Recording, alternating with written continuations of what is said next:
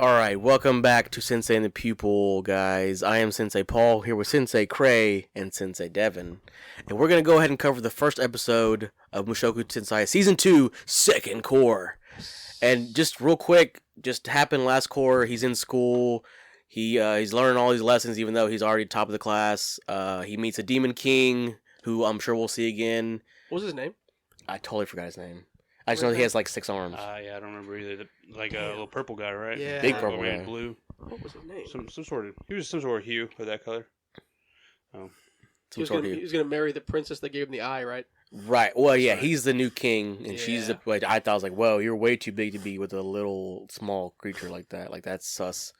So all the Bodyguardi. Bodyguardi. Yeah, Bodyguardi. Bodyguardi, yes. So King Bodyguardi, comes and he ends up becoming a teacher of the school, and we'll see more of him. And also the the woman that's also from Rudius's, planet, world, whatever. She's also Nanahoshi. She's also here trying to help him with magic circles and her research as well, trying to find out what happened. And he gets back with Sylphie. That's like the biggest part of the first core. He finds Sylphie. Hey, you're here to serve. You're serving the princess, and he ends up getting back together with her and moving forward in their relationship, which culminates in the first time. Well, her first time, but him getting back on that horse because he has ED the whole first core. I would say the whole first core is mostly about him curing his ED. Facts. It was, and I think we can all say it was ultimately disappointing, right? The first core? Yeah, like you just until there's like the last 2 episodes. Like compared to what season first season? Was, it was disappointing to only kind of mostly be about his ED, which had its funny moments, but yeah, it got old.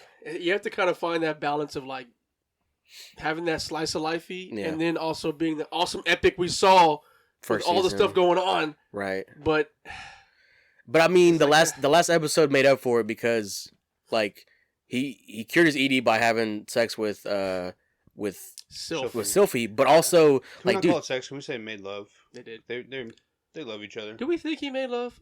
I mean, she bled. But do we think he made love, or do we think he just like?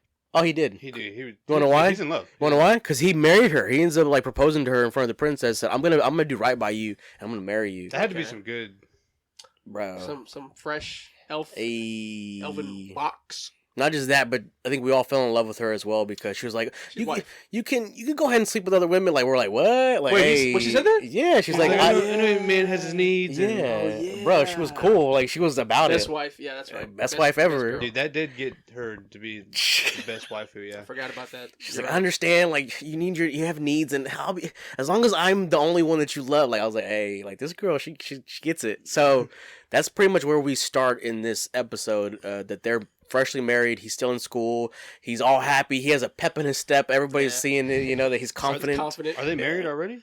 They're engaged, I guess. Engaged. I guess engaged would be a better word. That confidence is so true. Like after you've been getting it in. Yeah, with young elf girls. Like you just walk around like, yo, I can get anything else too. Like remember how I looked at the wolves? Like, I can get y'all. He's like, even the wolf girls, like, they smelled it on him. Like, he's more confident. Yeah. Like, don't get too close, he'll get you pregnant. It's like, whoa.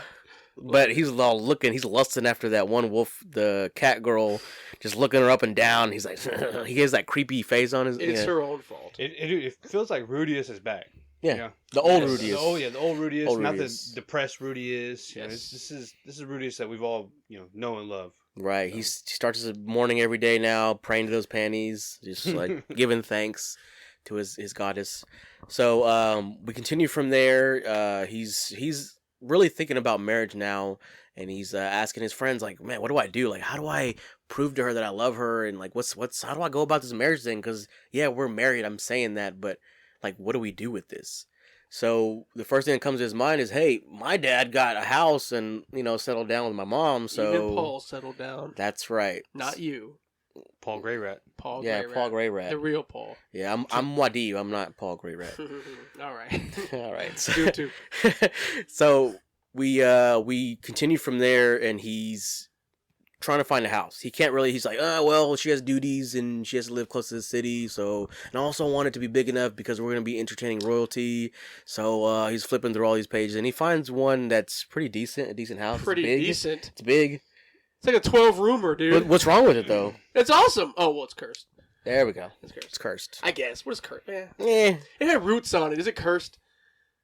I mean, you couldn't even open the doors. So yeah, this house was in pretty rough shape. Yeah, it's pretty bad. So it's a mansion. So he takes Zenoba and it was an old Prodigy? mage school, right?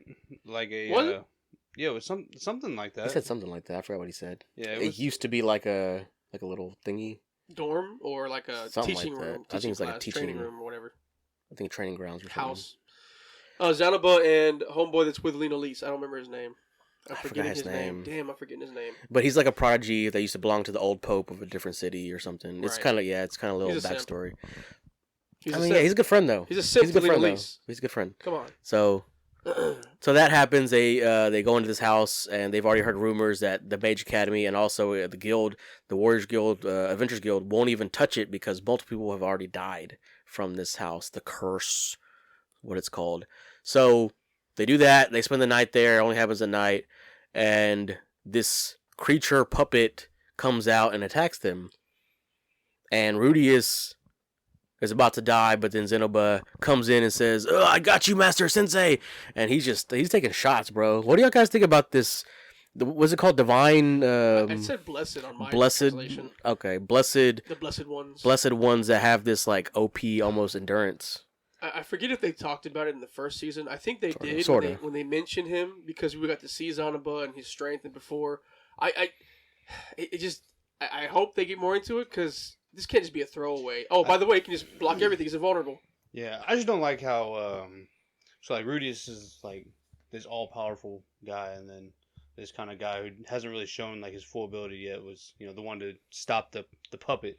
Right. I feel like Rudius should be like the strongest. And how he got scared? Were you disappointed how scared he was? Like, dude, he's scary. Master mage. Dude, if y'all saw hands on the ceiling. I'm sure he saw a lot worse than that in his lifetime already. I'm just surprised he didn't like nuke it. Like as soon as he saw hands, he was like, nuke it. Shooting it right. I'm not sitting there. It took him like to back up a little bit and for it to come out and chase him for him to even try to do anything. That's anime logic, though. I mean, yeah, logic, right? The lights. It's not. That's just how it goes. So Zenoba does take all these shots, survives somehow. Just his clothes are tattered. And then they explored the mansion to see like where it's coming from. But it's a doll. Yeah, it is a doll. It's a robot, right? So, Mecha? I don't think it's a robot. I think it's more of like a puppet. It's like a golem. It's a puppet. Yeah, so I think a doll would be, a good word for it. Was it operating off magic? It's operated by magic. Okay. That's what I believe. I saw the book and I thought it was like a robotic thing. Like it was like machinery. And that's the thing is that like how we're discussing what it is, even they don't know. They get into that they're really interested in this doll, and Zenoba and Rudius kind of gush over it because they're collectors of figurines, and this is just a huge figurine. That's all this is.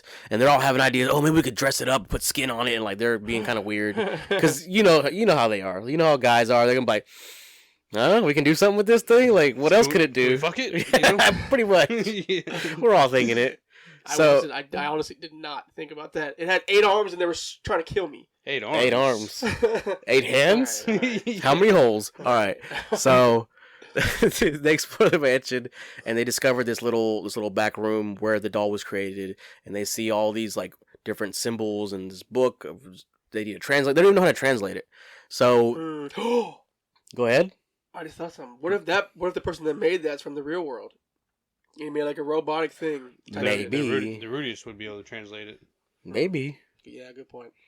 But again, we don't know what it is, and that's something that they really make a point of establishing that they don't know what it is. And on the way back to the academy, he gives Zenoba the task of actually Zenoba begs him, let me take over this because I don't really. Like you guys said, I don't really do much, like I'm super strong, but I really don't do anything for you, so let me do this. It feels like this is perfect role for him because he loves like figurines and stuff like that, so it just feels like this is going to be like... It's his thing. Yeah. It's his thing. He needs something else besides just being the guy who screams and also like is super strong. Right. He needs something else to like cement him, and now he can be useful. And hopefully we'll get into like what this doll is or its capabilities maybe in the future. But dude, they have to do something with it. Yeah, I mean, even Rudy said maybe we can put her on our side. Like he said that. We won't though. Well, we don't know. So we continue from there. That Genoba has a task now, and we kind of glossed over his talk with what's her name? Sophie? No. That's at the end. But I'm talking about that one. What's her name? Nanahoshi? We kind of gloss over that. Yeah, I want to get to you about that later. We can, or now. It's fine. Okay. Whatever you want to do. We'll just do it real quick because they don't really say much. They just say, "Hey, like, who are you in love with?" You know. Yeah. So Rudius asks her, how to deal with his love for Sophie. Right. And she kind of mentions, that he tells her like, I don't think you've even felt that, do you? Ooh. And she's like, I actually did. I do know what that feels like, but I'm worried about getting home. I'm trying to get back. Yeah, to it. But Rudius, for some reason, thought that she was about him. She was talking about somebody in the other world. Oh, I think she was talking about Orsted. I think so too. Yeah, dude. I think she loves Orsted. You just want to be around the person you Who care wouldn't about. love Orsted? He's daddy as fuck, Now, dude. Come on. Yeah, And he's super strong. But if she leaves, she can't be with Orsted. So is she gonna leave? I don't think. Watch so. him just turn to his dragon form. So, anyways. Yeah, I think she's gonna not. I think she's gonna choose not to leave to be with Orsted in the very end. And also, I kind of think if she leaves, it's gonna drag Rudy's back. So I feel like Rudy's gonna stop her. I kind of feel like they're gonna be. It's all just. I know speculation. Yeah, I'm it just is. throwing shit out of here crazy because the episode's kind of boring. That's what I'm getting. It was a little boring, but it heated up at the very end. Did it? I think it Things did. started to get heated. It did. I mean, dude, you're showing your new wife the new home that you just exercised, dude. He even stopped at the bathtub behind her. He stopped at the bathtub that's like large, like a little hot tub, and he's all talking, and she's all blushing. He's like, he makes that face. There's no words. I'm glad you brought that up. Did she seem like she was kind of tired of him? No. I kind of got the feeling that she was like that he was way more into her than she was into him. Is what I got. Oh, you're wrong. Yeah, she's very she's very timid in the reserved, fact. Yeah, there. Thank you. But she was super blushy and all that around him, and now she's like, I smashed, and now it's like, oh yeah. No, I kind of got that feeling, bro. She's not used to smashing all the time. Am I crazy? Yeah, you're crazy, dude. Yeah, you are crazy. I think she was maybe more upset because she's not. Rudius already kind of has these plans out for him, and she is not able to kind of. Exactly, dude, and she like. I don't want to say like that's her dream, but like. That's like she really wants that. She wants to be like Rudius's wife and like be this woman that Rudius, loves. Right. And it's kind of conflicting because she wants to also let him do his own thing, but she also has duties too. She's already her duties conflict with what his plans are. So I think that she's kind of selfish. Selfish, Sophie. It's just weird that maybe it's not. I don't know. I feel like she should just leave the princess. But she's already like... She already has duties, dude. Yeah, like, I know, but... She's like the princess's keeper. But she's a girl. Wow. Just follow your man. Not everybody knows she's a girl. I mean, like... She was walking around the school with no glasses. You notice that? Because the princess allowed her to... But she always wears glasses, so it's why... Everybody thinks she's a man. She's not Franz? Yeah, Franz. She's not Franz anymore. She's a girl now, so I don't... It's weird or weird. I don't know. Maybe consistency error. I don't know. It'd be really weird if like Rudy's like went in there for a peck and kiss, and everybody's like talking behind his back, like I think he's gay or something. It'd be really weird if he's like, "Hey, can you put the glasses on?" Yeah, no. Kind of liked you better like that. So that's pretty much how this episode ends. Is that they have a very deep talk, like Devin was saying, about duty over love over duty. How's it gonna happen? Because they have 2 years left, both of them, until they graduate from this academy. And she understands that he has this mission about his, parents. Oh, no. He has a mission to go help her find her parents. Yo, he's been so lackadaisical on finding his mom. I swear to God, dude. That's kind of her fault. Didn't she just up and leave him? Like, didn't we discuss this last time? He chose to go after ED, right? Huh? He went after ED. Yep. He chose to go after, the cure for his ED. So that's kind of. And the man God told him to go there and it'll be good for you. Right. And it just so happens he ran into Sophie. But not his mom. But dude, we already know about his mom. His mom's getting piped down in the demon world. Huh? Exactly. His mom wasn't going to cure his ED. That's true. I mean... Do we know that? There's a notion about that. But no, like, we already talked about this. His mom just left for adventure. Like, dude, are you not married? Like, why aren't you griping about that? You're talking about red pill shit. Like, you should... All this stuff. You need to get home, Mom. Yeah. But yeah, so they talk about this discussion about their duties and all that, and what's going to happen after they graduate. She's going to stay with the princess. He needs to go look for her parents and figure out why this disappearance happened in the first place. Who cast the magic? And I forgot about that. Yeah, she read a lot.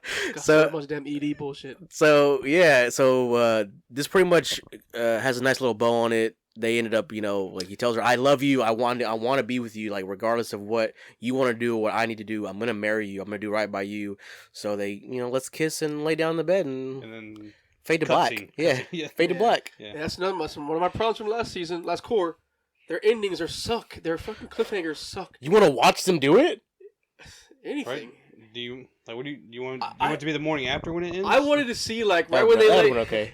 right when they laid down, zoom out of the window, zoom into the castle, and maybe see like some rumblings from something going on, but to awaken. Like birds flying because the noise. I don't know. Yeah. No, like something. Or like twigs snapping. Yeah. Give me some. Yeah, like something. Come like the first season when the cup Yeah. went into the wine. Like Yeah. that was good. No, not that. That was guys. good. I mean, like an overarching threat or something coming when they're smashing. Dude, the threat of his fucking gray rat. Yeah. Really ass is in the episode. Yeah, maybe. That would be cool. I want better cliffhangers from Mushoku Tensei. So that was the first episode, guys. We'll be back for the second one. I think it comes out every Sunday, so we'll be here to review it. That's ideal release days. It is, and hopefully we see enough of this school bullshit and into more adventure. Please, God, give us Go a back time to the skip. Demon Capital. We need a time skip. We're Sins in the Pupil. Like, comment, subscribe. See you in the second episode. Did you?